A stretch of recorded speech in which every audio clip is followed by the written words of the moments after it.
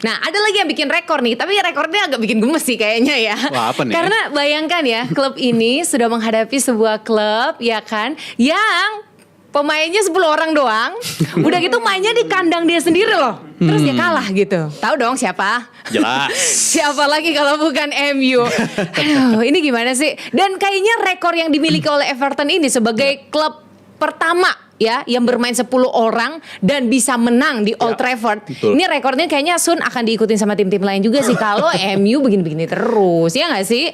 Kejam kalau itu Tapi diikutin. Pakai sama kejam tim. ya? Terlalu kejam Tapi ya? bisa aja fakta Iya, sih ya. Coba gimana? Kalau emang kekalahan MU kemarin ya itulah yang terjadi kalau lu kepotong sama international break ya. Kita ngeliat sebelum international break MU punya kemampuan untuk bisa merespon setelah mereka ketinggalan. Tapi mungkin faktor itu juga yang berpengaruh bagi mereka untuk di pertandingan setelah international break kali ini. Karena sebelum periode 2 game mereka seri lawan Spurs dan juga lawan Nottingham Forest, itu kan mereka untuk pertama kalinya tuh menang 3 game beruntun bersama Amorim. Tapi setelah itu udah mulai agak karatan lagi. Walaupun gue harus akui emang ada perubahan di game-game tersebut. Mereka bisa merespon yang mana biasanya di musim lalu game-game kayak gitu biasanya MU kalah. Tapi di game tersebut mereka bisa.